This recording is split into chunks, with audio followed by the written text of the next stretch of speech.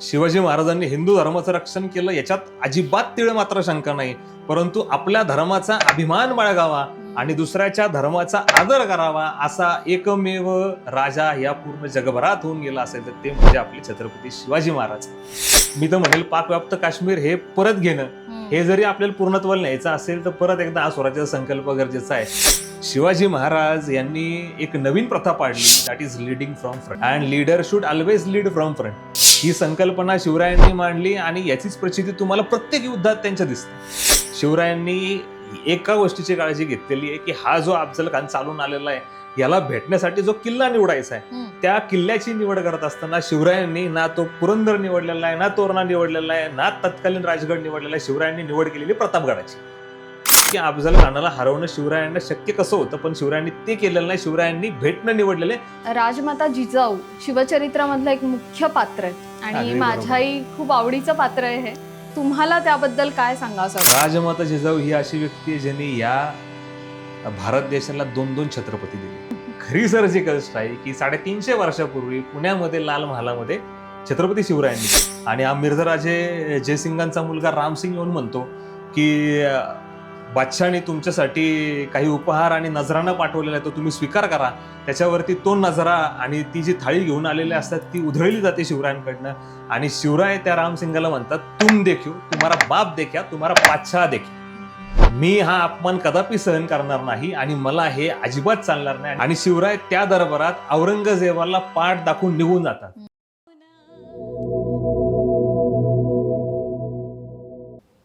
नमस्कार, मी तुमची होस्ट प्रियांका आणि पीयू द स्टोरी टेलर या यूट्यूब चॅनलवर तुमच्या सर्वांचं मी मनापासून स्वागत करते. मित्रांनो, शिवजयंतीच्या या पावन पर्वाच्या अगदी पूर्वसंध्येला आम्ही हा पॉडकास्ट शूट करत आहोत. आज आपण छत्रपती शिवाजी महाराजांकडे एक इतिहास म्हणून नाही तर नेतृत्व, दूरदृष्टी आणि स्वराज्याचा विचार म्हणून पाहणार आहोत. आज आपल्या सोबत आहेत असे एक व्यक्तिमत्व जे शिवचरित्र फक्त सांगत नाहीत तर ते शिवरायांचे विचार जगतात. इतिहासाचे सखोल अभ्यासक आणि नुकतंच पूर्ण झालेलं उद्योजकांचे शिवराय हे पुस्तक. अशा प्राध्यापक डॉक्टर सचिन वाडेकर सरांचे मी मनापासून स्वागत करते. सर नमस्कार. नमस्कार. Welcome to the PU the story teller. धन्यवाद. नमस्कार. तर मी फार वेळ न घेता डायरेक्ट एपिसोडला सुरुवात करते. तर छत्रपती शिवाजी महाराजांनी हे जे सगळं साम्राज्य उभं केलं तर ते साम्राज्य उभं करण्याची कल्पना कोणी रुजवली त्यांच्या मनात? छान प्रश्न आहे. सर्वप्रथम सर्वांना जय शिवराय. शिवजयंतीच्या पूर्वसंध्येला आम्ही हा पॉडकास्ट घेतोय, तरी सर्वांना शिवजयंतीच्या हार्दिक शुभेच्छा. अगदी. अर्थात विचारांची शिवजयंती करूयात म्हणून हा विशेष पॉडकास्ट आणि मला तुमच्या चॅनलवरती आमंत्रित केल्याबद्दल खरं तर आपले आभार. स्वराज्य या संकल्पनेबद्दल बोलायचं झाल्यास स्वराज्य ही एक अशी संकल्पना आहे जी त्याही काळात होते आणि आजही आहे. मला जेव्हा कोणी छत्रपती शिवाजी महाराजांबद्दल विचारतं त्यावेळेस मी शिवरायांच्या आधीचा काळ आवर्जून सांगतो. तुम्हाला ताई ही गोष्ट आवर्जून पटेल की आजही भारत हा जगाच्या पाठीवर एकमात्र देश आहे ज्यांनी कधीही स्वतःहून दुसऱ्या राज्यावरती, दुसऱ्या देशावरती आक्रमण केलेलं नाही. अगदी. आणि तुम्ही अगदी प्रभू श्रीरामचंद्रांच्या काळापासून बघा, सीतामातेचं अपहरण केलं गेलं, रावणाने सीतामातेला लंकेत नेला आणि सीतामातेला सोडवण्याकरता प्रभू श्रीराम लंकेत गेले. लंका जिंकली, परंतु ती जिंकल्यावर त्यांनी स्वतःकडे नाही ठेवलेली, त्यांनी ती बिभीषणाला दिलेली आहे. आणि यानंतरच्या काळामध्ये मात्र हळूहळू सोने की चिडिया म्हणला जाणारा हा जो अखंड भारत देश आहे, या भारत देशावरती परकीयांची आक्रमणं वाढत गेले आणि या परकीयांच्या आक्रमणांमध्ये आपल्या लोकांना गुलाम म्हणून तिथं जगवलं गेलं. आणि या परकीयांमध्ये मुघल आले, डच आले, फ्रेंच आले, त्यानंतर निजाम आले, कुतुबशाह आले, आदिलशाह आले आणि ह्यांनी हा सबंध भारत देश हा गिळंकृत करून घेतला. आणि मग लहानपणी ज्या बाल शिवरायांना राजमाता जिजाऊंनी जे प्रशिक्षण दिलेलं आहे त्याच्यामध्ये पहिला गुरु आपण असं म्हणण्यास हरकत नाही की ह्या राजमाता जिजाऊच होत्या. तो काळ असा आहे की शहाजीराजे शिवाजी महाराजांचे, शिवरायांचे वडील यांच्याकडे जहागिरी दिलेली आहे. ही जहागिरी कोणाची आहे तर ही जहागिरी आहे निजामांची. मग निजामांची जहागिरी मिळालेली असताना शहाजीराजांनी आणि राजमाता जिजाऊंनी आधीपासून ठरवलेलं आहे, त्यांनी संकल्पच केलेला आहे की स्वतःचं असं राज्य असलं पाहिजे. कारण त्या काळात दख्खनेमधल्या म्हणजे महाराष्ट्रातल्या आपण धरून चालू आहेत त्याच्या आजूबाजूच्या राज्यांमध्ये प्रामुख्याने ज्या सत्ता होत्या ह्या निजाम आहेत, त्याचबरोबर कुतुबशाह आहे, आदिलशाह आहे आणि मुघल आहे. निजामांकडे जहागिरी कोणाला दिलेली आहे तर ही जहागिरी दिलेली आहे शहाजीराजांना. शहाजीराजांनी काय केलेलं आहे तर निजामाचा मृत्यू झाल्यानंतर त्याच्या मुलाला गादीवरती घेऊन शहाजीराजे स्वतः सिंहासनावरती बसले. मुघल हे दख्खनेमध्ये उतरतात, मुघल आणि आदिलशाह एकत्र येतात आणि ते शहाजीराजांना हरवतात. पण शहाजीराजांना हरवताना तत्कालीन मुघल सम्राट काय म्हणतोय, तत्कालीन मुघल सम्राट म्हणतोय की हे भोसले घराणं खतरनाक आहे, हे पुढे जाऊन जड जाऊ शकतं, याला पुण्यामध्ये किंवा दख्खनेत ठेवू नका, याला कर्नाटकात पाठवा. आणि म्हणून त्यांना मग कर्नाटकात पाठवलं गेलेलं आहे. शहाजीराजांना आणि राजमाता जिजाऊंना जो पहिला पुत्र झालेला ज्याचं नाव आहे संभाजी, जो शिवाजी महाराजांचा थोरला भाऊ आहे, आणि यांच्या जो दुसरा पुत्र झालेला ज्याचं नाव आहे शिवाजी, ज्यांना आपण राजे शिवराय छत्रपती शिवाजी महाराज म्हणून ओळखतो. हा जो संकल्प त्यांनी केला आहे, हा संकल्प शिवरायांकडे दिला गेला, थोरल्या त्यांच्या भावांकडे म्हणजे संभाजी राजांकडे दिला गेला, आणि हा संकल्प दिलाय राजमाता जिजाऊंनी आणि शहाजीराजांनी. बऱ्याच ठिकाणी जे दे शकावलीमध्ये पण असा उल्लेख दिसतो. शहाजीराजे राजमाता जिजाऊंना म्हणतात की आपले सरदार आणि आपलेच लोक या वेगळ्या वेगळ्या सत्तांमध्ये जाऊन आपल्याच लोकांच्या विरोधात लढत आहेत, जेव्हा की हा एक आपला स्वतःचा देश आहे. आपण कधीही दुसऱ्या राज्यावरती प्रदेशावरती हल्ला केलेला नाही, या लोकांनी येऊन हा देश काबीज केलेला आहे, इथल्या लोकांना गुलाम बनवलेलं आहे, इथल्या आया बहिणींची आबरू लुटली जाते, इथल्या शेतांचं नुकसान केलं जातंय. आपलं असं एक राज्य असलं पाहिजे जी संकल्पना म्हणजे स्वराज्य. आणि ही संकल्पना रुजवली गेली राजमाता जिजाऊंकडून आणि शहाजीराजांकडून. शहाजीराजे म्हणतात जे दे शकावलीच्या काही उल्लेखांप्रमाणे की मी कर्नाटकात राहून थोरल्या पुत्राला घेऊन येथे स्वराज्य उभं करतो, तुम्ही पुण्यात जाऊन शिवबंना घेऊन तेथे स्वराज्य उभं करा.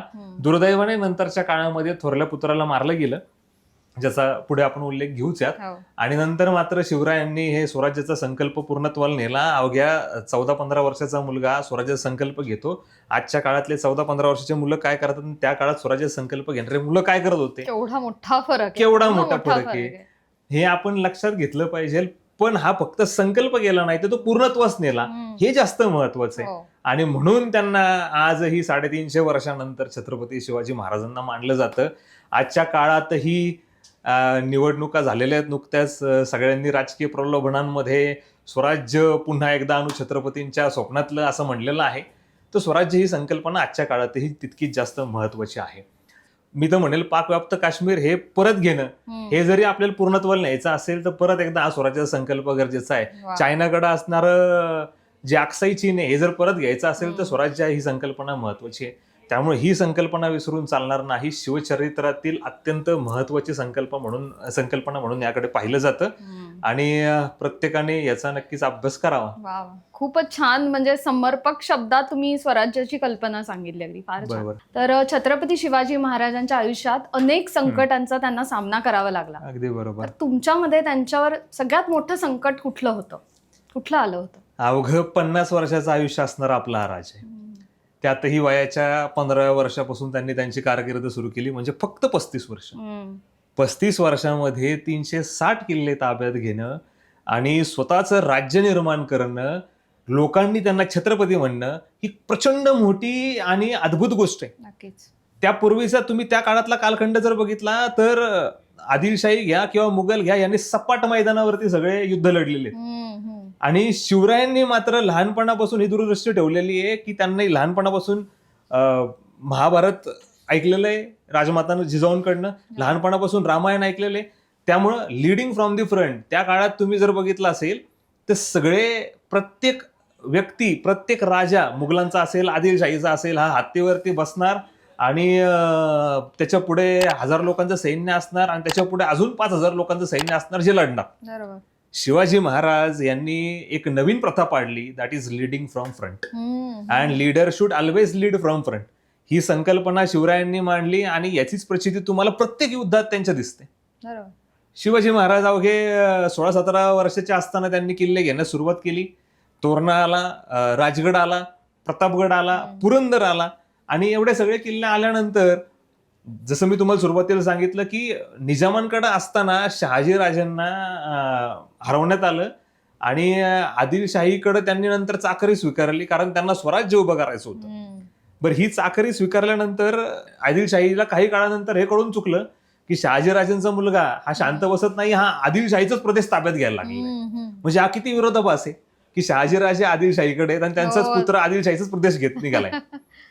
म्हणून त्यांनी 2-3 वेळा प्रयत्न केला, पण शिवाजी महाराजांनी तोपर्यंत स्वतःचे असे बळकट किल्ले करून ठेवलेले होते आणि शिवाजी महाराज खऱ्या अर्थाने युद्धास तयार झालेले होते. शिवाजी महाराजांचं वय अवघा 28-29 वर्ष. 1659 घटना आहे. 1630 महाराजांचा जन्म झालेला आहे. वयाच्या 29व्या वर्षी ही झालेली घटना आहे आणि ते संकट, हे सगळ्या संकटांमध्ये मला प्रचंड मोठं वाटतं. ह्याच्या मागे अनेक साऱ्या गोष्टी, कारण सगळ्यात पहिलं महाराजांचं, शिवरायांचं वय त्यावेळेस कमी आहे, शिवाजी महाराजांचं वय त्यावेळेस कमी आहे, वयाचं 29व्या वर्ष.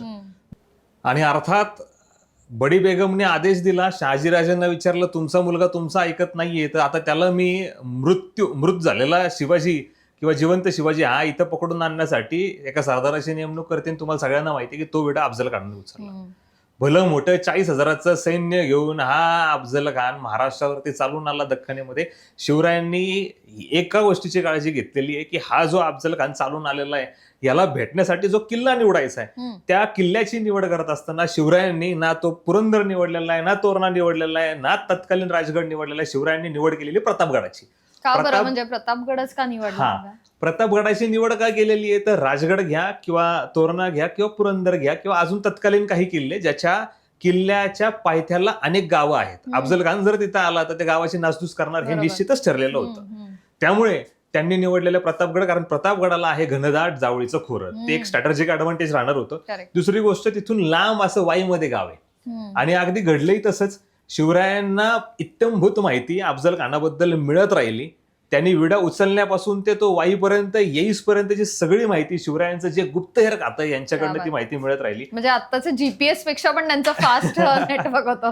मला तेच कधी कधी आपल्याला प्रश्न पडतो की त्या काळामध्ये एवढी माहिती कशी पोहोचत असेल. आजच्या काळात तर मोबाईल फोन आहे, त्या काळात मोबाईल फोनही नव्हते, परंतु तरी गुप्तहेरांकडनं अत्यंत जलद गतीने ही माहिती पोहोचवली जायची. हा 40 खान घेऊन हा अफजल खान नावाचा बोकड महाराष्ट्रावरती चालून आला.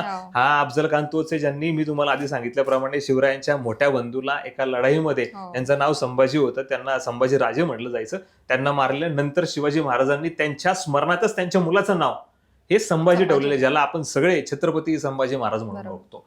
हा अफजल खान चालून आला आणि दुर्दैवाने त्या काळातील अनेक महाराष्ट्रातील मातब्बर सरदारांनी सुद्धा अफजल खानाला साथ द्यायची ठरवली. आपल्या सगळ्यांना माहितीये की ज्या वेळेस हा अफजल खान चालून आलेला आहे त्यावेळेस शिवराय सगळ्या त्यांच्या मंत्रिमंडळात विचारतात. शहाजीराजांची दूरदृष्टी बघा. शहाजीराजांनी 2 गोष्टी शिवरायांना स्वराज्य स्थापन करण्याच्या अगोदर शिकवलेल्या आहेत. त्यातली पहिली जी गोष्ट शिकवली आणि स्वराज्यासाठी दिली ती म्हणजे राजमुद्रा, ज्याच्यामध्ये हा लोककल्याणकारी राजा आहे, तू स्वतःसाठी नाही राजा बनत आहेस तर लोकांसाठी राजा बनत आहेस हे त्यांना सांगितले. दुसरी गोष्ट जी महत्वाची दिली ते म्हणजे मंत्रिमंडळ. आणि हे मंत्रिमंडळ शिवरायांना योग्य सल्ला देण्याचं काम करायचं. त्या काळात ज्यावेळेस अफजल खान चालून आला त्यावेळेस मंत्रिमंडळाला विचारलं गेलं की हा अफजल खान 40,000ची फौज घेऊन येतोय आणि आपल्याकडे अवघे 10 ते 12 हजाराचं सैन्य आहे, काय करूयात? आणि त्या वेळेस सगळ्या मंत्रिमंडळातील लोकांनी सुचवलं की आपण अफजल खानाची तह करूयात तरच ही स्वराज्याची संकल्पना पुढे जाऊ शकते. परंतु शिवराय जसे राजमाता जिजाऊंना भेटायला गेले तसे राजमाता जिजाऊ तिथे म्हणतात, जे ते शेकावलीमध्ये याचा उल्लेख आहे की शिवबा तुमच्या थोरल्या भावाला मारणारा हाच तो अहंकारी अफजल खान. याचा अहंकार आपल्याला झिरवला पाहिजे तरच खऱ्या अर्थाने स्वराज्याची पायाभरणी होईल, नाहीतर स्वराज्य हे पुढे जाऊ शकत नाही. आणि जर तुम्हाला स्वराज्य स्थापन करायचं आहे तर असे आलेले अनेक संकटे तुम्हाला तुमच्या छातीवरती झेलावं लागतील. आणि हेच वाक्य महत्वाचे आहेत. शिवरायांनी हे लक्षात घेतलं आणि शिवरायांनी तयारी करण्यास सुरुवात केली, त्याच्याबरोबर लढण्याची तयारी करण्यास सुरुवात केली. आणि याच काळामध्ये हळूहळू जसं अफजल खान पुढे सरकत गेला, अफजल खानाने पहिला हल्ला या महाराष्ट्रामध्ये जो केला ते इथले जे धार्मिक परंपरामध्ये सगळ्यात महत्वाची देवस्थानं आहेत, ज्यामध्ये पंढरपूरचा विठुराया असेल किंवा तुळजापूरची आपल्या सगळ्यांची आई तुळजाभवानी असेल, याच्या मूर्त्या फोडलेल्या आहेत अफजल खानाने. हाच अफजल खान वाईमध्ये येतो, एका चौथऱ्यावरती उभा राहतो, हातामध्ये एक पहार घेतो आणि ती पहार अशी वाकवतो, लोखंडाची भरीव पहार, आणि लोकांना म्हणतो असाच या शिवाजीला चिरडणार. हा अफजल खान किती क्रूर आहे मी तुम्हाला सांगितल्याप्रमाणे याने औरंगजेबाला आधी हरवलेलं आहे. औरंगजेब नंतर ज्याने पूर्ण भारतावरती राज्य करण्याचं स्वप्न पाहिलं, परंतु मराठ्यांनी ते स्वप्न पूर्ण होऊन दिलं नाही, तो औरंगजेब, त्याला हरवणारा अफजल खान. त्या काळात औरंगजेब हा राजा नव्हता, त्या काळात तो एक साधा सरदार म्हणून काम करत होता. आणि ज्या ज्या प्रदेशावरती अफजल खान चालून गेलेला आहे तो प्रदेश काबीज केल्याशिवाय आणि जिंकल्याशिवाय परत न आलेला हा अफजल खान.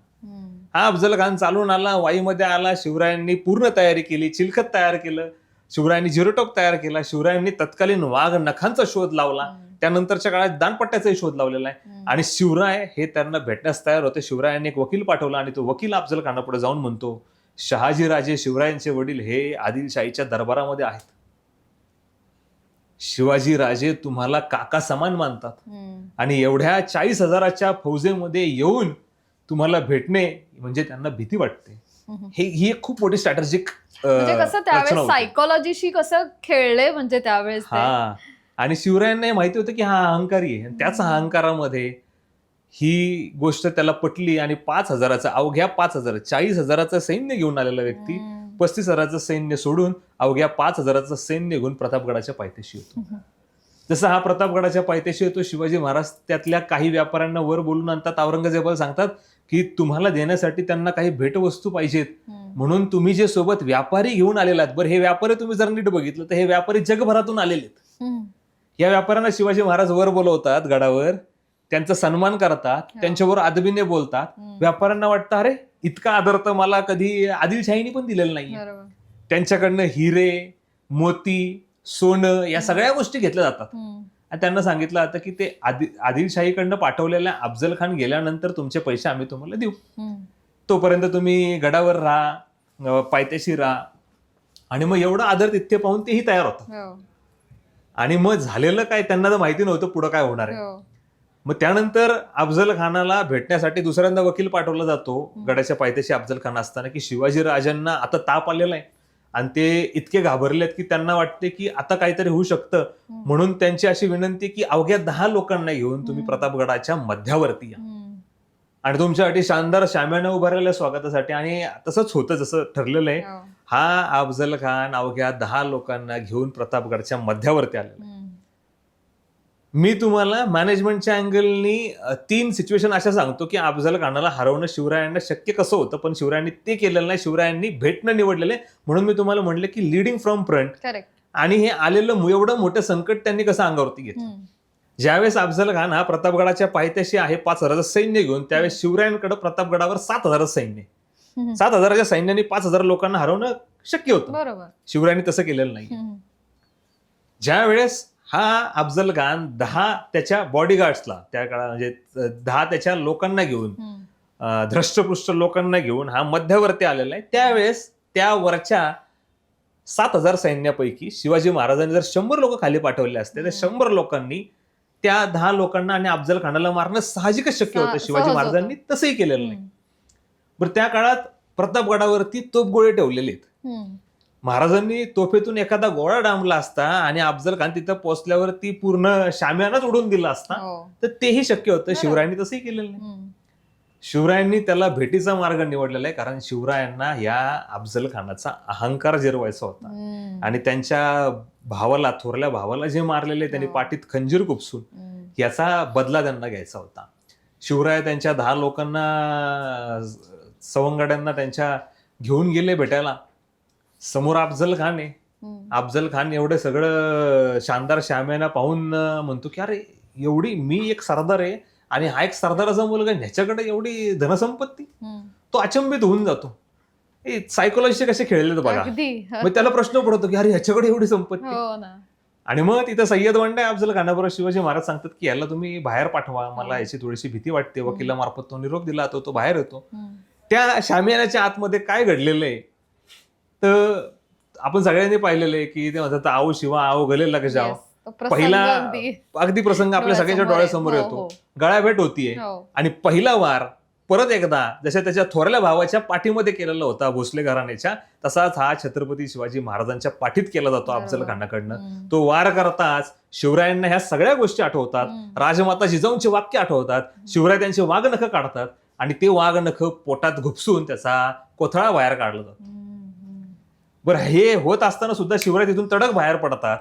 हे बाहेर पडल्यानंतर त्याच्यावरती हा जो सय्यद बंड आहे हा तिथं वार करायला येतो. शिवरायांचा अंगरक्षक जो आहे हा जीवा महाले तिथे येतो. तो सय्यद बंडाचा हात कापतो आणि मग तिथून ती मन प्रचलित झालेली होता जीवा म्हणून वाचला शिवा. शिवराय तडक वरती निघतात. याच्या अगोदरची जी व्यवस्था लावली तीही याच्याही पेक्षा जास्त महत्वाची आहे. शिवरायांनी आदल्या रात्री 7,000 सैनिक तैनात करून ठेवलेले आहे खाली जावळीच्या खोऱ्यामध्ये.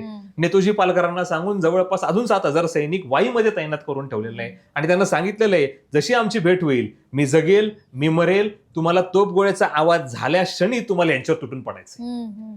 म्हणजे ही गोष्ट 100% ठरलेली आहे.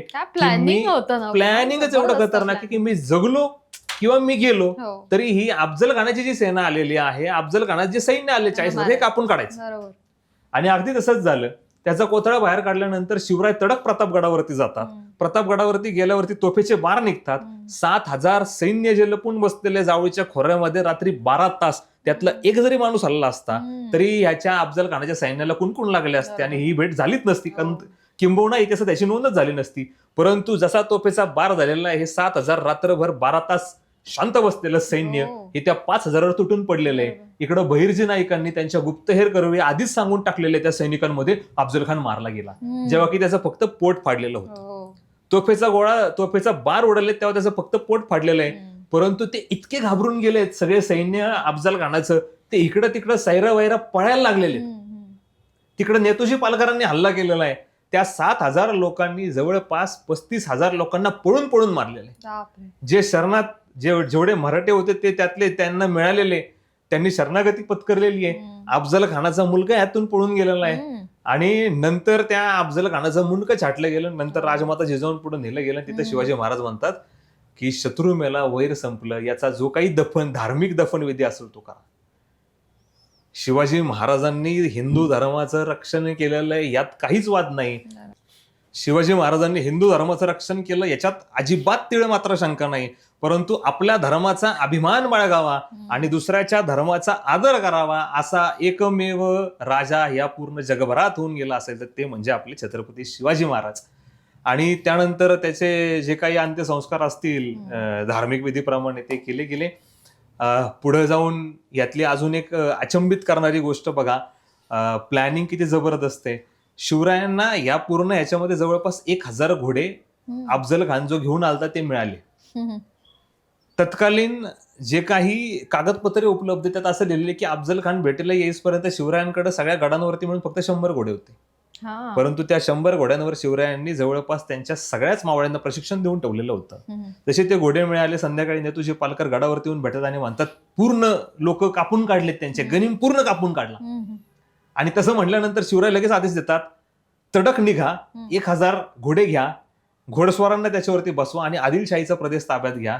पुढच्या 7 दिवसापर्यंत इतक्या फास्ट मध्ये आदिलशाहीचा प्रदेश, इतक्या जलद गतीने आदिलशाहीचा प्रदेश ताब्यात घेतलेला आहे की आपण विचारच करू शकत नाही. जवळपास आदिलशाहीचा 30% प्रदेश हा अफजल खानाला मारल्यानंतर ताब्यात घेतला गेला. महाराष्ट्रातल्या सगळ्या जनतेला असं वाटत होतं शिवाजी महाराजांना मारलं जाईल.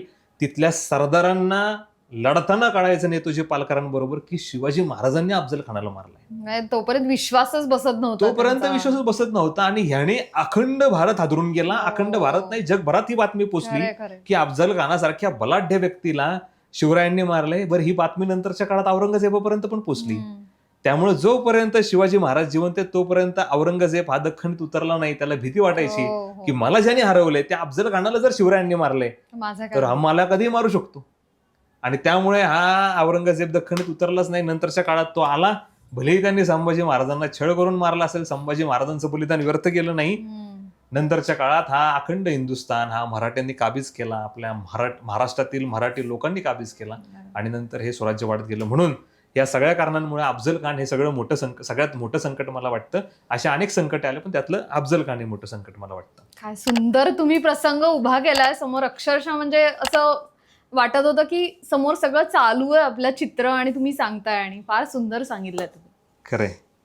सर, राजमाता जिजाऊ हे शिवचरित्रामधलं एक मुख्य पात्र आहे आणि अगदी बरोबर. माझ्याही खूप आवडीचं पात्र आहे हे. तर तुम्हाला त्याबद्दल काय सांगावंसं वाटतं की आजच्या आईने जिजाऊंकडून काय शिकलं पाहिजे? एक दूरदृष्टी असलेली आई आहे राजमाता जिजाऊ म्हणजे. आणि समाजामध्ये काय गोष्टी घडतायत आणि समाजातील कोणत्या गोष्टींमध्ये बदल केले गेले पाहिजेत याचं ज्ञान असलेली आई आहे. राजमाता जिजाऊ ही अशी व्यक्ती आहे ज्यांनी या भारत देशाला 2 छत्रपती दिले. छत्रपती शिवाजी महाराज तर आहेतच, परंतु अगदी लहानपणी बालपणी संभाजीराजांच्या आईचं निधन होत आहे आणि संभाजीराजांचा पूर्ण सांभाळ हा राजमाता जिजाऊंनी केलेला आहे. संभाजीराजांमध्ये जेवढी आक्रमकता आहे, राजमाता जिजाऊ ह्या खूप आक्रमक होत्या. एक अग्रेसिव्ह आई मी तर म्हणेल, आणि तेच अग्रेशन तुम्हाला संभाजीराजांमध्ये दिसतं. असं म्हणलं जातं की शिवरायांपेक्षा जास्त काळ संभाजीराजांना जो सहवास लाभलेला आहे तो राजमाता जिजाऊंचा आहे. आणि त्याच कारणाने ते अग्रेशन तुम्हाला छत्रपती संभाजीराजांमध्ये दिसतं. तुम्हाला एक मी छोटासा प्रसंग सांगतो. पुरंदरचा तह झाला, त्यानंतर शिवराय आग्र्याला गेले, आग्र्याहून सुटका झाली. परत आल्यानंतर राज्याभिषेकाची तयारी चालू झाली. अनेक गड किल्ले ताब्यात घ्यायचं काम चालू होतं आणि दख्खनीतला सगळ्यात महत्वाचा किल्ला म्हणजे किल्ले कोंढाणा. हा किल्ले कोंढाणा ताब्यात घेण्यासाठी राजमाता जिजाऊंची धावपळ सुरू होती आणि बाकीचं मंत्रिमंडळ असं म्हणत होती की राज्याभिषेक आपण आधी करूयात आणि त्यानंतर हा किल्ले कोंढाणा ताब्यात घेऊयात. आणि एक दिवस शिवराय भल्या पहाटे त्यांच्या दरबारातून बाहेर पडले आणि बाहेर बघतायत तर काय, सैनिकांची तयारी चालू आहे, तलवारी घासणं चालू आहे, बाणांना धार लावणं चालू आहे आणि ढाल ठोकण्याचं काम चालू आहे. पूर्ण तयारी सुरू झालेली. आणि मग शिवराय त्यातल्या एकाला विचारतात की हे काय चालू आहे? ते म्हणतात किल्ले कोंढाण्यावरती स्वारी करायची, आपल्याला उदयभान राठोडला हरवायचंय. आणि मग ते म्हणतात कुणी आदेश दिला? राजमातांनी आदेश दिलाय. आणि मग राजमाता जिजाऊंकडे ज्यावेळेस शिवबा जातात आणि ते म्हणतात राजमाता आम्हास न सांगता तुम्ही असा कसा आदेश दिला, आम्ही जातो ना. मग त्यावर ते म्हणतात की मी तुम्हाला तेच सांगते, तुम्हाला जायला जमत नसेल तर हे मराठ्यांचं सैन्य घेऊन मी स्वतः गडावरती जाते आणि तो किल्ला जिंकून आणते. हे अॅग्रेशन जे आहे ना, ह्याच्यामुळे शिवाजी महाराज पुन्हा एकदा पेटून उठतात की अरे आपला किल्ला घेतला, उदयभान राठोडनी घेतला, त्याला जाऊन दाखवतात. मग शिवराय तयारी करतात. त्या काळात आपल्या सगळ्यांना माहिती आहे तानाजी मालुसरे त्यांच्या मुलाची पत्रिका घेऊन येतात, नरवीर सुभेदार तानाजी मालुसरे. नंतर पूर्ण सिंहगड किल्ल्यावरती जातात, उदयभान राठोडला हरवतात, तिथे त्यांचं ते बलिदान देतात. आणि मग सिंहासारखा माणूस गेला म्हणून ती म्हण प्रचलित झालेली की गड आला परंतु सिंह गेला, आणि म्हणून त्या गडाचं सिंहगड नाव पडलं. परंतु ह्याच्यामध्ये लक्षात ठेवण्यासारखी गोष्ट म्हणजे राजमाता जिजाऊ यांचं अॅग्रेशन. आणि आजच्या काळातील आपण एखाद्या आईला जेव्हा म्हणतो की तुमचा मुलगा जास्त वेळ मोबाईल खेळतोय, त्यावेळेस त्या आईला तेही कंट्रोल करता येत नाही. जिथे अॅग्रेशन खऱ्या अर्थाने दाखवायची गरज, तिथे आई अॅग्रेशन दाखवत नाही. आणि म्हणून आजच्या काळात शिवरायांसारखे राजे होऊ शकत नाही. जर आजच्या काळातली प्रत्येक स्त्री ही राजमाता जिजाऊ बनली तर घराघरामध्ये छत्रपती शिवाजी महाराज जन्माला येतील असं म्हणणं वावगं ठरणार. खरंय खरंय, अगदी 100% खरंय. तर शाहिस्तेखानची स्वारी ही मुघल साम्राज्याचा असा माज होता का शाहिस्तेखानाचा पराभव शिवाजी महाराजांच्या धाडसाचं प्रतीक होतं? या दोन्ही गोष्टी सत्य आहेत खरं तर. हा शाहिस्तेखान म्हणजे औरंगजेबाचा मामा, आणि मुघलांनी आणि आदिलशाहींनी एकाच वेळेस जवळपास हल्ले केले असं म्हणता येतं. पन्हाळ्याचा किल्ल्याला वेढा तुम्हाला सगळ्यांना माहितीच आहे. आणि त्याच्यामध्ये समस्त बांदल सेना आणि बाजीप्रभू देशपांडे यांनी दिलेलं बलिदानी आपल्या सगळ्यांना माहितीच आहे. बाजीप्रभू देशपांडे आणि बांदल सेनेने मिळून नंतर याच्यामध्ये जी निकराची लढाई दिली त्याला खिंड पावन झाली असं आपण म्हणतो, आणि त्यातून खऱ्या अर्थाने शिवाजीराजे वाचले. परंतु सिद्धी जोहरने हा ज्यावेळेस कडक वेढा लावलेला आहे त्याच वेळेस हा शाहिस्तेखान 1 लाखाची फौज घेऊन पूर्ण पुण्याला वेढा देतोय. बरं, ही 1 लाखाची फौज घेऊन पुण्यामध्ये जागोजागी त्यांनी चौक्या उभ्या केलेल्या आहेत. मुघलांचा माज इतका की त्यांनी त्याचा कर लावला. त्यांनी इथल्या आया बहिणींची आबरू लुटायला सुरुवात केली, इथल्या लोकांना त्रास द्यायला चालू केलाय, इथल्या लोकांची शेतं उद्ध्वस्त करायला सुरू केलेले आहेत आणि बऱ्याच लोकांचं धर्मांतर सुद्धा करायला सुरू केलं. आणि याचाच हा माज जिरवण्यासाठी ज्या वेळेस पन्हाळगडला वेढा पडलेला आहे त्यावेळेस हा शाहिस्ते खान माज करतोय. म्हणलं त्याचा माज हा जिरवला पाहिजे हे शिवरायांनी ठरवलं. हो. आणि खऱ्या अर्थाने ज्यावेळेस सर्जिकल स्ट्राईक हा शब्द आपण आत्ता ऐकतो 2016-17 मध्ये तर ज्यावेळेस तेव्हा उरळीवरती होतो, खरी सर्जिकल स्ट्राईक ही 350 वर्षापूर्वी पुण्यामध्ये लाल महालामध्ये छत्रपती शिवरायांनी केली. तुम्ही विचार करून बघा, 1 लाखाची फौज आहे. हो ना. 1 लाखाच्या फौजेमध्ये शिवराय 400 ते 500 मावळे घेऊन आत शिरतात. जवळपास 5 ते 6 चौक्या ओलांडतात. हो. ज्या ठिकाणी बालपण गेलेले त्या ठिकाणी शिवराय त्या लाल महालात जातात. आता लाल महालाचा कानाकोपरा शिवरायांना माहिती, बरोबर. आणि जिथं हा शाहिस्ते खान झोपला तिथपर्यंत पोहोचतात. त्याची बेगम मध्ये येते, तिथं उभी राहते शिवरायांसमोर घाबरलेली. शाहिस्ते खान उठतोय, आजूबाजूला कल्लोळ माजलेला आहे की मराठे आ गए, मराठे आ गए. आणि शाहिस्ते खान उठून अंधारात पळायला लागलाय. शिवरायांनी सपकन तलवार चालवली. शिवरायांना वाटलं की याचा गळा कापला गेला, परंतु दुर्दैवाने आणि शाहिस्ते खानाच्या तर्फे बोलायचं झालं तर सुदैवाने त्याचे फक्त बोट कापली गेली. आणि शाहिस्ते खान तिथून पळण्यात यशस्वी ठरला, परंतु मावळे आणि शिवराय हे निघून आले कारण त्यांना वाटलं गळा कापला गेला. यानंतर शिवरायांची किती भीती बसलीये याचा प्रसंग आपण अनेकदा ऐकतो की दुसऱ्या दिवशी रात्री हा शाहिस्ते खान झोपेतून उठतो, अचानक घाम फुटलेला आहे. त्याची बेगम म्हणती, ये हवा थी सिवा नहीं था. मग तो म्हणतो की मुझे लगा मराठे आ गए. आणि मग भीती त्याच्या मनात बसली, कारण की त्याला हे पचतच नव्हतं की 1 लाखाच्या ताफ्यामध्ये शिवाजी महाराज 500 लोक घेऊन आलेच कसे आणि परत गेलेच कसे, सापडले नाही परत जाताना. याला खऱ्या अर्थाने सर्जिकल स्ट्राईक म्हणतात. आणि म्हणून हा शाहिस्ते खान पुढच्या 2 महिन्यामध्ये पुणे सोडून पळून गेला. तर ही खऱ्या अर्थाने हा दिलेला इशारा होता मुघलांना की तुमचा अंत लवकरच होणार आहे, त्यामुळे आमच्या नादाला लागू नका. बरोबर. म्हणजे शिवाजी महाराजांनी त्यांचा माज उतरवला त्या क्षणी. शाहिस्ते खानाचा त्यांनी एवढा उतरवला की शाहिस्ते खान परत दख्खनला यायचं म्हणलं तरी त्याच्या अंगाला घाम फुटायचा. तर जेव्हा शिवाजी महाराज आग्र्याला गेले आणि तिथून सुटले, तर त्याबद्दलच्या अनेक कथा आपण ऐकतो. तर बरोबर. खरी कथा म्हणजे इतिहासातली कथा काय आहे याच्या मागची? आता याच्यामध्ये खऱ्या अर्थाने सांगायचं झालं तर इतिहासामध्ये याच्याबद्दल वेगवेगळे गोष्टी मांडलेल्या आहेत. आपल्या सगळ्यांना माहिती, पुरंदरचा तह झाला 1660ला. मिर्झराजे जयसिंग आले. मुघलांकडून हिंदू राजा, ज्याला लाखोंची सेना देऊन औरंगजेबाने पाठवला आणि या शिवाजीचा नायनाट तरी कर, नाहीतर त्याला मुघलांमध्ये तरी सामावून घे. आणि यांनी जो त्या ठिकाणी वेढा घातलेला आहे आणि गावागावात चौक्या उभ्या करून गावातील लोकांना त्रास द्यायला सुरुवात केलेली आहे. शिवरायांचा इतिहासातील हा एकमेव प्रसंग आहे ज्या ठिकाणी त्यांनी संयम दाखवलेला आहे आणि माघार घेतलेली आहे. ज्या पद्धतीने एखाद्या गोष्टीची शिकार करत असताना जंगलामध्ये एखादा सिंह माघार घेतो, त्या पद्धतीने हे 4 पावलं माघारलेले शिवराय आपल्याला दिसतात. बरं, ही माघार घेतल्यानंतर शिवरायांना आग्र्याला बोलवलं गेलं. आग्र्याला बोलवल्यानंतर आपल्या सगळ्यांना तो प्रसंग माहिती आहे. याच्यात आग्र्याला बोलवल्यानंतर ज्या पद्धतीने शिवरायांना आदर द्यायला पाहिजे होता तो आदर दिला नाही. शिवराय अत्यंत थाटात हजारो लोक घेऊन हत्तीवरती बसून आग्र्यामध्ये संभाजीराजांना घेऊन शिवरायांनी प्रवेश केलेला आहे. परंतु जे काही शिवरायांना मान भेटणं तिथं अपेक्षित तो मान त्यांना भेटत नाही त्या दरबारामध्ये. ज्या सरदाराला त्यांनी हरवलेले तो सरदार शिवरायांच्या पुढे थांबलेला आहे, त्याच्या मागे थांबलेले आहेत शिवराय. आणि म्हणून मग या मिर्झा राजा जयसिंगच्या पुत्राला शिवराय तिथं म्हणतात की मला हे चालणार नाही. आणि त्यावेळेस मग औरंगजेबाला त्याच्या दरबारात ह्या गोष्टी ऐकायची सवय नाही. औरंगजेबा पुढं डोळे वर करून बोलता येत नाहीये. बोलायचं म्हटल्यावरती औरंगजेबा पुढे असा हात ठेवून बोलावं लागतं. कापायचे लोक, चळचळ कापायचे, कारण त्या दरबाराचा नियम होता.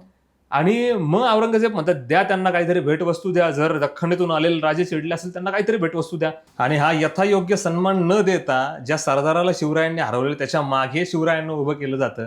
आणि हा मिर्झा राजे जयसिंगांचा मुलगा रामसिंग येऊन म्हणतो की बादशाहने तुमच्यासाठी काही उपहार आणि नजराना पाठवलेला आहे, तो तुम्ही स्वीकार करा. त्याच्यावरती तो नजरा आणि ती जी थाळी घेऊन आलेली असतात ती उधळली जाते शिवरायांकडनं. आणि शिवराय त्या रामसिंगाला म्हणतात तुम देखो, तुम्हारा बाप देखा, तुम्हारा पातशाह देखा. मी हा अपमान कदापि सहन करणार नाही आणि मला हे अजिबात चालणार नाही. आणि शिवराय त्या दरबारात औरंगजेबाला पाठ दाखवून निघून जातात. आणि लगेच त्यांना काही दिवसांमध्ये पुढचे 2 दिवस मात्र तिथे जर तुम्ही पाहिलं इतिहासाच्या पानांमध्ये तर 2 दिवस शिवभारतातही असं लिहिलेलं आहे की 2 दिवस सगळ्या गोष्टी सुरळीत सुरू आहेत. हम्म. आणि औरंगजेबाची अशी इच्छा होती की शिवरायांनी दरबारात येऊन माफी मागावी. हम्म. परंतु शिवरायांना दरबारात जाऊन माफी मागायची नव्हती. शिवरायांनी एकांतात भेट मागितली. हम्म. शिवरायांनी एकांतात भेट मागताच औरंगजेबाला कळून चुकलं की इथं आपली फसवणूक होऊ शकते.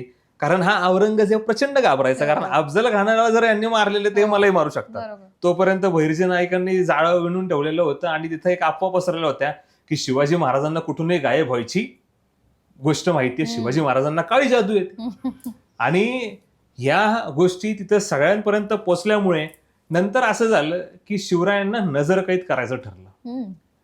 आता हे रामसिंगाकडे जबाबदारी दिलेली आहे. मिर्झा राजा जयसिंगांनी सांगितलेला आहे, आदेश दिलेला आहे त्यांच्या पुत्राला की शिवरायांची देखभाल कर. इकडं औरंगजेबाने त्यांना नजरकैद करायला सांगितलेलं आहे. 5,000 मुघलांची सेना जिथे शिवाजी महाराज थांबलेले तिथं बाहेर आहे. हम्म. त्याच्या आतमध्ये जवळपास 2,000ची सेना शिवरायांच्या सुरक्षेकरता रामसिंगाने लावलेली. बरं.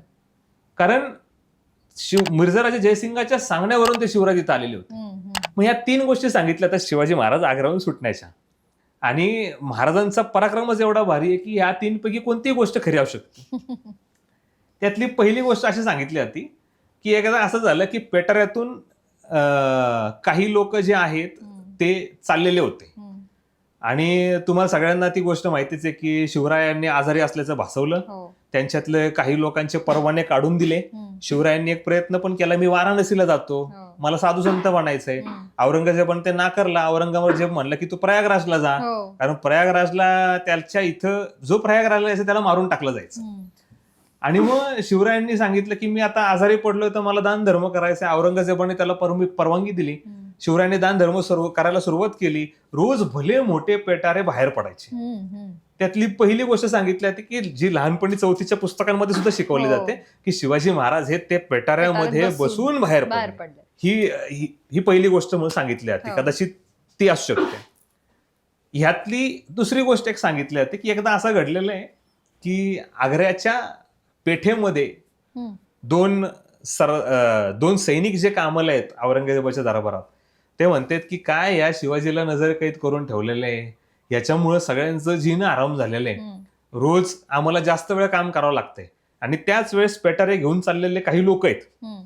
पेटारे खांद्यावरती घेऊन चाललेले लोक आहेत. हम्म. त्यांना ते म्हणतात थांबा रे, कुठं निघालात? आणि मग हे म्हणतात की आम्ही साधू संतांना ही मिठाई वाटायला चाललेलो आहे, आमचा राजा आजारी आहे. बरोबर. ते म्हणतात तुमच्या राजाला असंही औरंगजेब मारूनच टाकणार आहे. हम्म. त्यामुळे त्याला म्हणावं जाऊन शरण घे आणि मुघलांमध्ये सामील होऊन जा. हम्म. त्यांनी खूप छानपणा केला आतापर्यंत, असंही तुमच्या राजाला मारलंच जाणार आहे. हम्म. आणि तिथं हे म्हणतात, मान हलवतात, जी हुजूर म्हणतात आणि पुढे निघतात. हम्म. हा जो पेटाराला धरून चाललेला पुढचा व्यक्ती आहे ते म्हणजे छत्रपती शिवाजी महाराज. ही दुसरी कथा सांगितली जाते. हम्म. आणि तिसरी कथा याच्यात अजूनही अशी सांगितली जाते की त्या काळामध्ये अनेक विद्वान लोक हे आग्र्याला गेलेले होते. हम्म. आणि या विद्वान लोकांना शिवाजी महाराजांबरोबर जेव्हा ते आग्र्याला गेलेले तर ते शिवाजी महाराज औरंगजेबाला एक पत्र पाठवतात आणि त्यांना म्हणतात की हे 500-600 लोक प्रचंड विद्वान आहेत, हम्म. माझ्यामुळे ह्यांना त्रास नको, तर ह्यांना आपण परत स्वराज्यात पाठवूयात, मला परवानगी द्या. हम्म. आणि त्यावेळेस या 500 लोकांचे परवाने दिले गेलेले आहेत. बरं. हे शिवाजी महाराज निघून आले, तिथून त्यांची सुटका झालेली आहे, हम्म. त्यांनी स्वातंत्र्य प्राप्त केलेलं आहे. या अगोदर जवळपास महिनाभराच्या आधीची ही घटना आहे. बरं.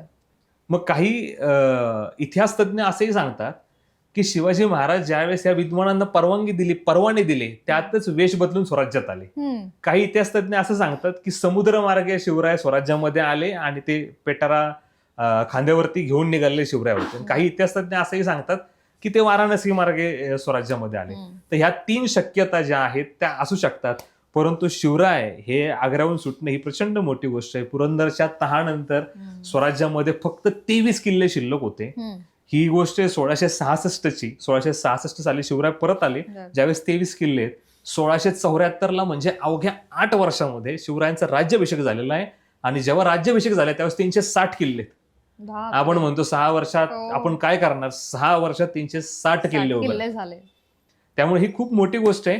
आणि म्हणूनच शिवरायांना आजही मानलं जातं. खरं. म्हणून शिवराय बऱ्याचदा असं म्हणलंही जातं की शिवराय म्हणायचे की एक किल्ला असा बांधा की तो जिंकायला 1 वर्ष लागलं पाहिजे. हे स्वराज्य जिंकायला 360 वर्ष लागतात. बरोबर. म्हणून ते असे अवघड किल्ले सगळे त्याची बांधणी आणि सगळे अवघड तसे केले होते. किल्ले बांधलेले आहेत त्यांनी, दुरुस्त केलेले आहेत. शिवरायांना नौदलाचा जनक म्हटलं जातं. हो, हो. सिंधुदुर्ग सारखा बळकट किल्ला बांधलेला आहे जो खरंय. अभेद्य होता. राजगड रायगडासारखे बळकट किल्ले बांधलेले आहेत.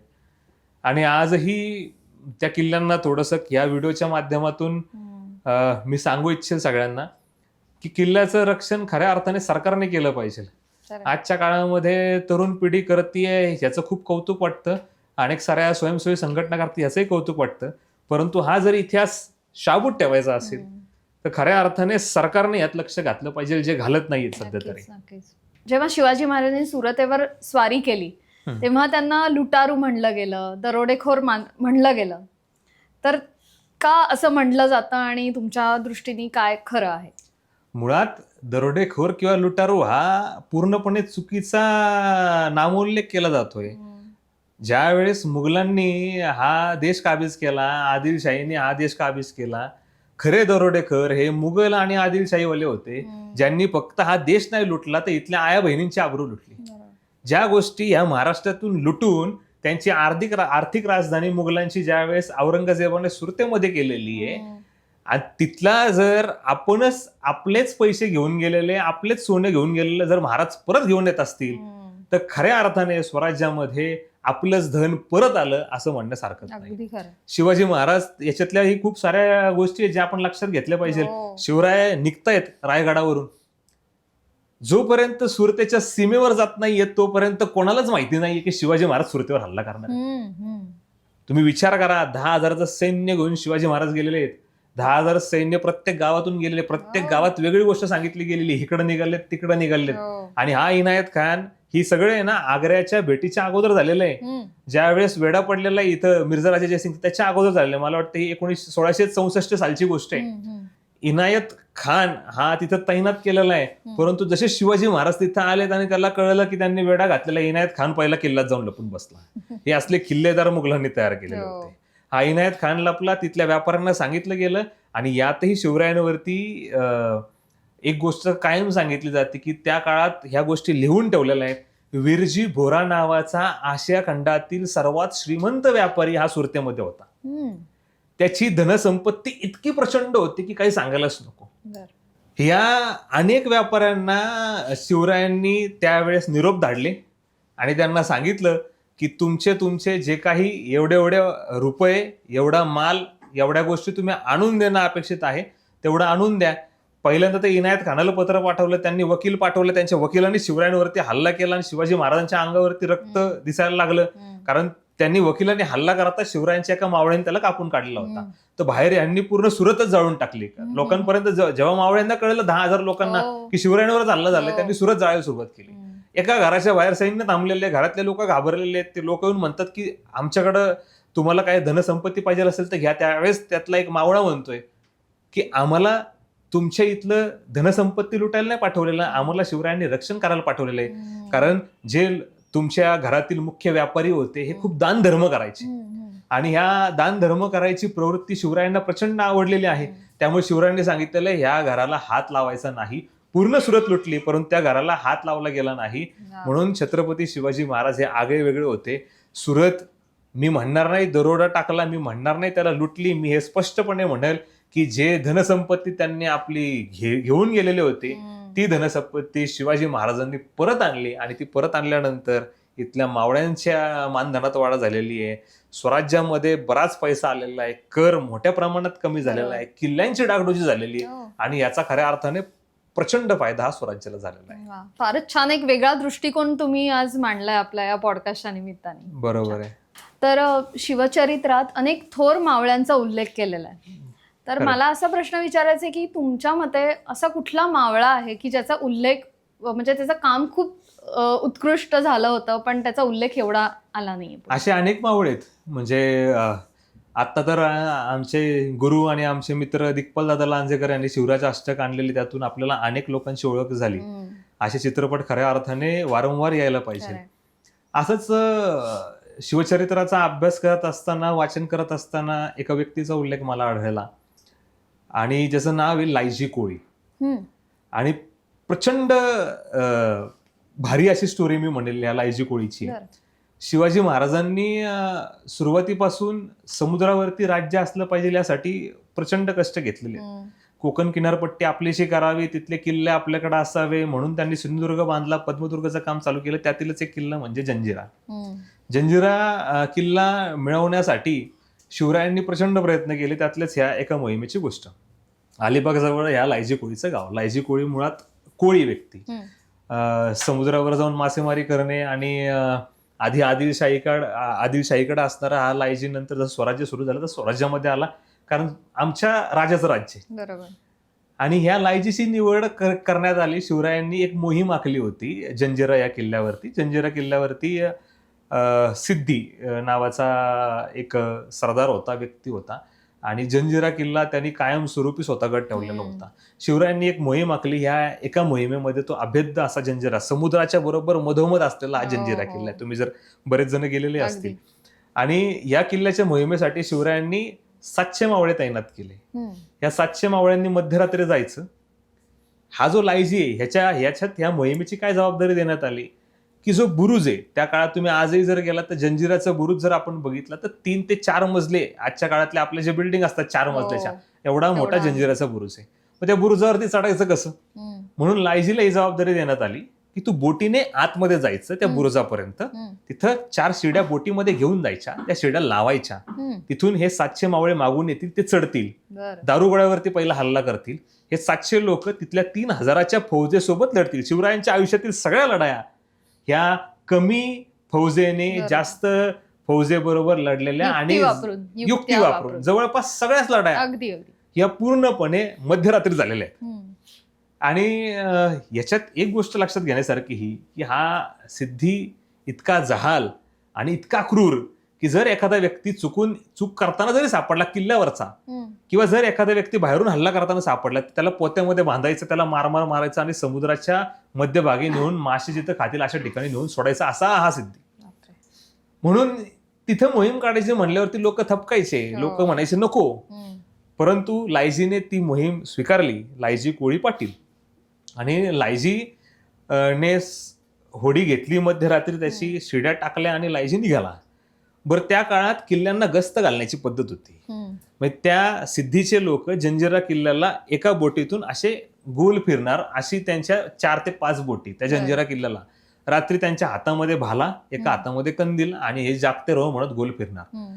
त्याच्याच बरोबर त्याच्या बाहेर अजून एक रिंगण, ज्याला ते उलटे गोल फिरणार. त्यामुळे इकडून जाणारा इकडून येणारा अशा पद्धतीने ते गोल फिरले जायचे. एक क्लॉकवाईज एक अँटी क्लॉकवाईज तो पहारा दिला जायचा. त्याच पद्धतीने किल्ल्यावरती पण पहारा. बरं, ह्यांची नजर चुकवत हा लायजी कोळी आतमध्ये गेला. ज्यांची नजर चुकवत हा आत गेला. बरोबर, गेला तर त्या बुरुजावरती पण पहारे करी. त्याची नजर चुकवत त्यांनी शिडी बांधली, ती शिडी लावली. मध्यरात्री 12:30-1 वाजता त्यांनी ती शिडी लावली. शिवरायांनी सरसेनापतीकडून आदेश दिलेला, शिडी लाव आणि निघून ये. ह्या लायजी कोळीला काय वाटलं कुणास ठाऊक, परंतु हा लायजी कोळी तिथेच थांबला की मी शिडी लावतो, मी थांबतो, मावळे येतील, ते वर गेले की मी निघून जाईल. दुर्दैवाने त्या दिवशी जी गस्त घालणारे लोक होते, या गस्त घालणाऱ्या लोकांना कळून चुकलं की कोणीतरी येतंय, आणि त्यांना येणारे 600 ते 700 मावळे दिसले. जसे ते मावळे दिसले तसे हे गस्त घालणारे लोक त्यांच्या मागे गेले. युद्धनीतीप्रमाणे त्यातले काही लोक निघून गेले आणि उरलेल्या लोकांनी सांगितलं तर आम्ही तर मासे पकडायला आलतो, आमची काही चूक नाही, त्यांनाही सोडून देण्यात आलं. परंतु हे मावळे पोहोचले त्या जंजिरा किल्ल्यापर्यंत, जेव्हा की लायजी कोळी शिडी लावून थांबलेला आहे. 2 वाजले, 3 वाजले, 4 वाजले, पहाट व्हायला आली. लायजी कोळी घाबरला, त्याला कळलं की ही मोहीम फसलेली आहे. एक गोष्ट जगावेगळी त्यांनी केली. जगावेगळी का केली याचं उत्तर मी पुढे तुम्हाला देतोच. एक गोष्ट वेगळी त्यांनी केली, ते लावलेल्या शिड्या काढल्या, ह्या होडीमध्ये ठेवल्या, आणि लायजी कोळी परत त्या गस्त घालणाऱ्या लोकांची नजर चुकवत त्या दोन्ही शिड्या घेऊन आल्या. शिवरायांचं गुप्तहेर खाते इतकं जबरदस्त की शिवरायांना सकाळी सकाळी सदरेमध्ये कळलं की मोहीम फसलेली आहे. शिवरायांनी आदेश दिला, संध्याकाळपर्यंत लायजी कोळीनं दरबारात बोलवा. शिवरायांचा दरबार भरलेला आहे, लायजी कोळीला दरबारात बोलवलंय. लायजी कोळी घाबरलेला आहे की मोहीम फसली, आता शिवराय काय म्हणणार. तत्कालीन प्रथेप्रमाणे लायजी कोळी मुजरा करतात आणि शिवराय सांगतात, पंत यांना कवड्यांची माळ आणि भुईसकट पालखीचा मान द्या. त्या काळात कवड्यांची माळ म्हणजे त्याची व्हॅल्यू आजच्या काळातील सोन्यापेक्षाही जास्त. शिवरायांनी हात लावलेली कवड्याची माळ आणि भुईसकट पालखीचा मान म्हणजे 2 लोक पालखी धरणारे आणि 2 लोक त्यांची सेवा करणारे, ही ज्यांनी कोणीतरी अद्वितीय पराक्रम केलेला आहे अशा व्यक्तीला स्वराज्यामध्ये तो व्यक्ती हयात असेपर्यंत भुईसकट पालखीचा मान. आणि मग ह्याला प्रश्न पडतो लायजी कोळीला, मोहीम फसली तरी मला भुईसकट पालखीचा मान आणि कवड्यांची माळ. आणि मग तो परत नजर झुकून म्हणतो, महाराज मला माफ करा, एक प्रश्न विचारू का? मग महाराज म्हणतात, बोला लायजी.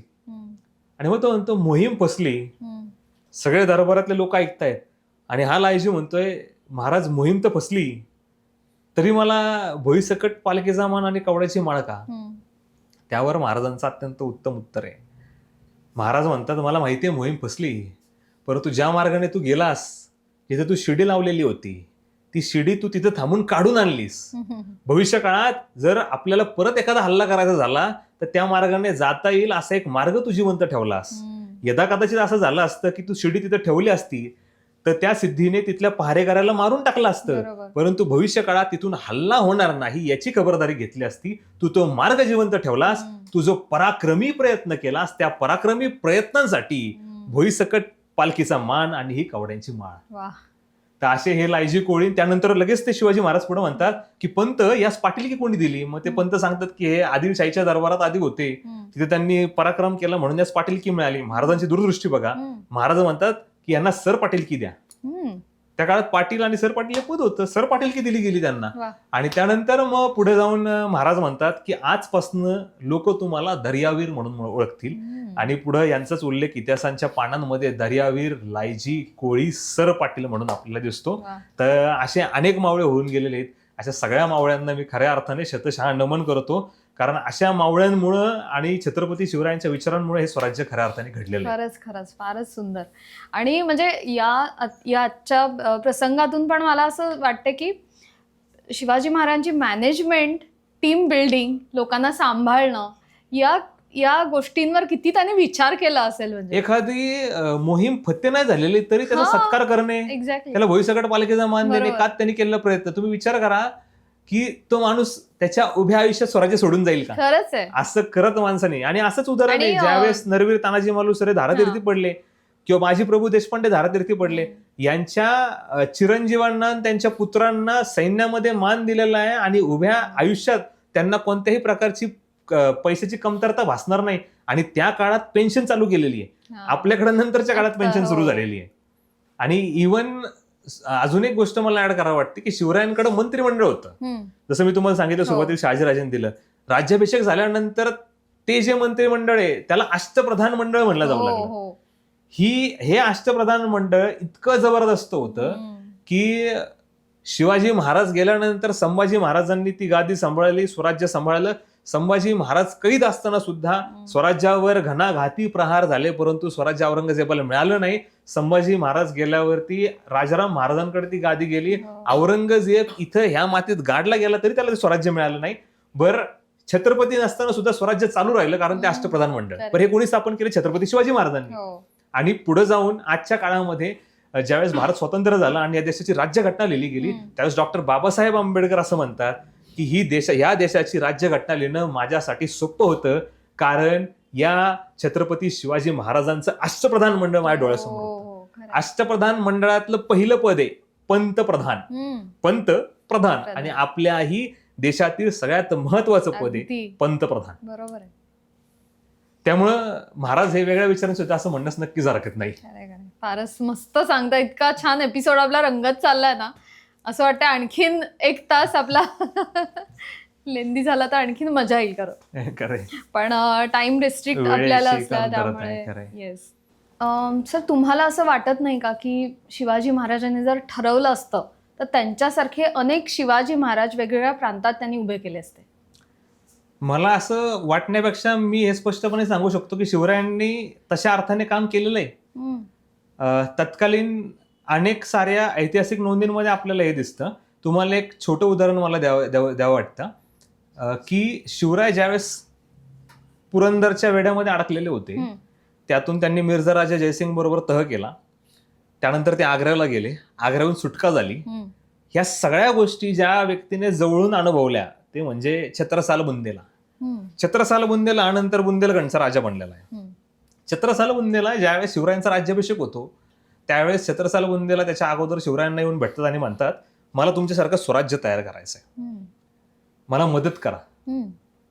शिवरायांनी अत्यंत समर्पक पद्धतीने त्यांना समजून सांगितलेलं आहे की हे बघा, तुम्ही स्वराज्य तयार केलंच पाहिजे, परंतु मी तुम्हाला मदत नाही करणार, कारण मला कोणी मदत नाही केली, माझं मी तयार केलेलं आहे. मी तुम्हाला मार्गदर्शन करेल जे मला माझ्या शहाजी राजांनी केलेलं आहे, राजमाता जिजाऊंनी केलेलं आहे. त्यामुळे तुमचं राज्य, ही लढाई तुमची आहे, ही तुम्हालाच लढावी लागेल. बरोबर. मुघलांविरुद्ध लढण्यासाठी मी तुम्हाला मार्गदर्शन करेल, मदत नाही करणार. आणि मग शिवराय त्यांना समजून सांगतात की मी गड किल्ले जे आहेत त्यांच्या मदतीने हे स्वराज्य टिकवतोय, तुमचा भुईसपाट प्रदेश आहे, त्या ठिकाणी तुम्ही कशा पद्धतीने राज्य करू शकता त्याचा प्रयत्न करा. आणि पुढे जाऊन मुघलांविरुद्ध पहिलं बंड जर कोणी पुकारला असेल तर हाच तो छत्रसाल बुंदेला राजा आहे. आणि शिवरायांनी त्यावेळेस शब्द दिलेला आहे, मी तुम्हाला मदत करेल.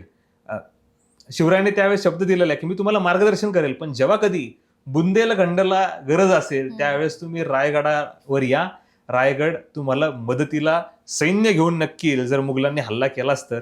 आणि मग याच राजा बुंदेलाने पुढे अनेक वर्ष हा बुंदेलखंडवरती राज्य केलं. आणि दुर्दैवाने मुघलांनी एक दिवस त्यांच्यावरती हल्ला केला. जेव्हा त्यांच्यावरती हल्ला केला त्यावेळेस शिवाजी महाराज नाहीयेत, संभाजी महाराज नाहीयेत, राजाराम महाराज नाहीयेत, आणि त्यावेळेस शाहू महाराज आहेत. शाहू महाराजांच्या अखत्यारीत हा पूर्ण कारभार चालू आहे. बुंदेलखंडवरती हल्ला झालेला आहे. त्या काळात पेशव्यांकडे नेमणूक करण्यात आलेली आहे. बाजीराव पेशव्यांनी त्यांच्या अद्वितीय पराक्रमाने मराठा साम्राज्याचा प्रचंड वेगाने विस्तार केलेला आहे. आणि हीच बुंदेलखंड ज्यांचा आहे छत्रसाल बुंदेलाची कन्या ही महाराष्ट्रात मदत मागायला येते की आमच्यावरती मुघल हल्ला करायला आलेला आहेत. आणि ती मदत मागायला जाते कोणाकडे? बाजीराव पेशव्यांकडे. आणि बाजीराव पेशवे एका मोहिमेला निघालेले आहेत. आणि त्यावेळेस बाजीराव पेशवे म्हणतात की मदतीला येऊ शकत नाही, मला शाहू महाराजांनी आदेश दिलेला आहे की तिकडची मोहीम पूर्ण कर. त्यावेळेस ही सांगते, ही आठवण करून देते छत्रसाल बुंदेलाची मुलगी की छत्रपती शिवाजी महाराजांनी माझ्या वडिलांना शब्द दिलेला आहे की माझ्या मार्गदर्शनात तुम्ही स्वराज्य उभं करा, परंतु ज्यावेळेस तुम्हाला खऱ्या अर्थाने सैन्य बळाची मदतीची गरज भासेल त्यावेळेस आमचे हे रायगड हे तुमच्या मदतीसाठी उभं असेल, त्यामुळे तुमचं सैन्य घेऊन तुम्हाला यावं लागेल. आणि ज्यावेळेस हे ते ऐकतात, बाजीराव पेशव्यांना ह्या गोष्टी माहितीच होत्या, ते ज्यावेळेस हे ऐकतात त्यावेळेस त्यांचं दुसऱ्या मोहिमेवर जाणारं सैन्य ते त्यांच्या बुंदेलखंडकडे वळवतात. तिथं ते मुघलांच्या विरोधात युद्ध लढतात, ते युद्ध जिंकतात. राजा बुंदेला त्यांचा सन्मान करतो, छत्रसाल राजा हा त्यांचा सन्मान करतो. आणि तो सन्मान झाल्यानंतर आपल्या सगळ्यांना माहिती आहे बाजीरावांचं तिथं लग्न लावलं जातं. आणि ते लग्न जे आहे ते मस्तानी बरोबर होतं. आणि मग पुढं बाजीराव त्या मस्तानींना घेऊन इकडे येतात, पुण्यात येतात. आणि मग ती पुढची कथा घडलेली. तर शिवरायांनी छत्रसाल राजा याला घडवले, यासारखे अनेक राजे घडवलेले आहेत. आणि त्यामुळेच मुघलांचा ऱ्हास होत गेला. शिवरायांनी असं म्हटलं आता की आग्र्यावरून येताना बऱ्याच जागेवरती वेगळ्या वेगळ्या राज्यांचा अभ्यास शिवरायांनी केलेला आहे. आणि तो अभ्यास करत त्या राज्यामध्ये कोणता राजा आहे, कोणाची मुघलांच्या विरोधात पिळवणूक केली जाते, असे लोक हेरून ठेवलेले होते. याचाच फायदा पुढे झालेला आहे. आणि तुम्ही बघा, शिवरायांनी स्वराज्य स्थापन करण्याआधीचा नकाशा आणि नंतरच्या काळात मराठा साम्राज्याचा विस्तार झाल्यानंतर इंग्रज येण्यापूर्वीचा नकाशा, हा इतका प्रचंड वेगाने विस्तार झालेला आहे की पानिपत होईपर्यंत तर पूर्ण भारतावरती राज्य हे फक्त मराठ्यांचं. आणि हे फक्त छत्रपती शिवाजी महाराजांमुळे शक्य असं म्हणण्यास हरकत नाही. नुकतंच तुमचं एक पुस्तक लिहून झालंय, उद्योजकांचे शिवराय, तर त्याबद्दल काय सांगाल? शिवाजी महाराज एक राजा होता, फक्त एवढ्यापुरतं त्यांना मर्यादित ठेवू नये या विचारांचं मी आहे. शिवाजी महाराज एक ग्रेट इंजिनियर होते. शिवाजी महाराज एक छान आणि उत्तम राज्य कारभार चालवणारा शिस्त असणारे राजे पण होते. शिवाजी महाराज एक उद्योजक पण होते. आणि या धर्तीवरती मी एक पुस्तक लिहिलं ज्याचं नाव आहे उद्योजकांचे शिवराय.